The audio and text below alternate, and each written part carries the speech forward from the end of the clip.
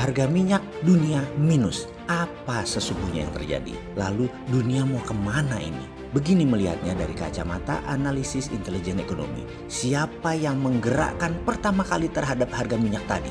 Siapa teman mereka atau pelindung mereka atau pemberi go ahead tadi? Kenapa sekarang? Apa yang mereka target? Dan terakhir, siapa yang diuntungkan? Saya beri ilustrasi sederhana sebelum kita menjawab, dan ini penting untuk difahami karena saya berani adu dengan siapapun analisis pertahanan geopolitik di sekitar istana bahwa informasi yang akan kita berikan ini punya kacamata lain yang lebih aplikatif bagi user untuk ambil keputusan. Pastinya bukan untuk melawan analisis istana, tapi inilah kontribusi informasi untuk bangsa dari sisi lain. Saya menganalisa lalu membagikan melalui udara, melalui sosmed. Informasi ini bisa untuk membantu pakar di sekitar istana mendapatkan analisis alternatif sehingga keputusan kepala negara menjadi holistik, secara keseluruhan tercakup, termasuk dari kacamata threat analysis. Kita mulai dengan dunia retail sebagai perumpamaan agar paham apa yang terjadi dengan harga nol per barel. Kita ke industri soft drink,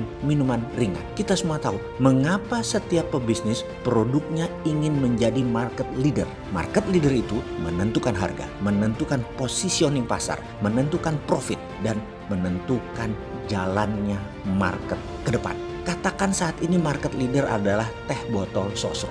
Modal satu teh botol katakanlah Rp450, dijual ke distributor 600, sampai ke retail konsumen Rp1.000 per botol. Saya masuk dengan merek baru, modal saya sama, 450 juga per botol. Lalu saya jual 550 ke distributor, harga retail Rp900 per botol. Pelanggan pasti akan mencari harga yang lebih murah, dan ini ancaman buat teh botol. Katakan merek dagang saya adalah teh Sontoloyo. Ternyata masyarakat suka rasanya, lebih segar, gulanya sedikit, semuanya organik. Apa yang dilakukan oleh market leader pada saat pasarnya diambil, walau hanya 2 atau 5%, yang dilakukan adalah dia turunkan harga. Seberapa turunnya? Dia jual harga Rp400 per botol ke distributor. Ke publik retail jadi Rp700 per botol. Dia mau ambil balik pasar dengan banting harga dengan harga murah. Apa yang terjadi dengan teh Sontoloyo? Modal 450, jual 400. Ya rugi. Berapa lama saya tahan?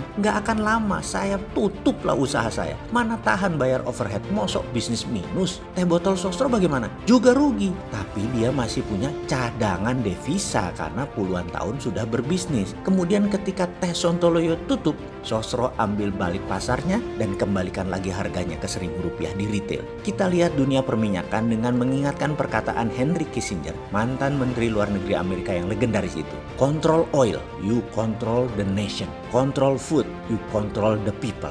Dalam dunia perminyakan kita tahu 40% minyak dunia adalah dari Saudi. Kemudian Amerika, Venezuela, dan Rusia. Baru negara-negara yang kecil-kecil lainnya seperti Indonesia salah satunya. Bagaimana Saudi ingin menjadi controller of the oil, raja minyak dunia bersama Amerika? Tentunya Amerika harus memberi go ahead strategi ini. Dia tekan harga di bawah harga produksi semua negara, $11, di mana Saudi masih untung. Catatan penting, yang beli semuanya Amerika. Amerika nyetok minyak. Mau apa ya? Sahabat yang biasa mengikuti analisis pertahanan di video Bosman mulai bertanduk dan otaknya mulai muter pastinya. Untuk perang militer, maka sebuah negara memerlukan energi. Kita tahu, Cina tidak punya cadangan energi nasionalnya seperti batu bara, oil, gas. 80% mereka import, dan Timur Tengah lah yang terbesar penyuplai energi ke Cina. Apa yang terjadi kalau minyak tidak diberikan ke Cina? Feeling saya Cina marah sekarang. Tapi Amerika juga lagi marah. Senapan sudah dikokang jenderal. Fakta lapangan saat ini ada 2 front perang Cina-Amerika dan Saudi versus Rusia. The Colder War versi 3.0. Strategi Saudi turunkan harga adalah membikin semua perusahaan minyak di dunia bangkrut. Semua yang pegang oil bond menjerit. Nanti siapa yang beli oil bond ini? Siapa yang beli perusahaan minyak yang ambruk ini? Pasti yang punya dolar, bukan yang punya yuan, bukan yang punya rubel. Inilah yang membuat seluruh analisis pertahanan pada komentar. Rasanya Fed akan mengguyurkan dana ke teman-temannya Trump, para incumbent, pemain fossil oil, pendukung Republikan. Mereka akan mendapat dana untuk sapu bersih perusahaan minyak di seluruh dunia. Strategi lain tekan Cina bagaimana? Saat ini, tuntutan negara membalas strategi Cina main dengan petinggi WHO terjadi. Jerman, Israel, Amerika, Inggris, semua menuntut Cina triliunan rupiah. Apa yang nanti akan terjadi? Yang nanti akan terjadi adalah Cina dikucilkan. Bisa-bisa saja surat berharga dolar Cina ditahan oleh semua negara, termasuk Amerika. Cina jadi nggak punya dolar. Cina jadi nggak punya energi. Kita simpulkan informasinya. Saudi akan diuntungkan karena akan menjadi raja minyak setelah hal yang saya ceritakan mengandaikan industri teh tadi. Kemudian sahabat Trump, oligarki pasti akan mendapat guyuran dana murah dari Fed. Yang dibaca adalah strategi MMT, Modern Monetary Theory, printing money, lalu membeli seluruh perusahaan minyak. Jadi underlay-nya adalah perusahaan minyak. Mereka akan membeli seluruh perusahaan minyak yang bangkrut, terutama oil bond dan surat berharga lainnya yang berhubungan dengan oil company dan oil produk. Kemudian Amerika menumpuk stok minyak bumi ini untuk 2 tahun ke depan. Dan kemudian apakah Cina marah? Apakah Amerika akan menyatakan perang fisik? Apakah ramalan Bosman 9 bulan yang lalu yang mengatakan the end of trade war is the beginning of military war? Gejalanya ke sana. Kapak perang sudah diasah. Energi sebagai kunci mesin perang sudah mulai dimatikan. Lalu di mana battlegroundnya? Secara perkiraan wilayah perangnya adalah Laut Cina Selatan dan Semenanjung Korea. Sahabat, jangan mengatakan ini teori konspirasi. Ini analisis intelijen pertahanan dan ekonomi. Ya begini datanya. Inilah knowledge yang kami berikan kepada user kami.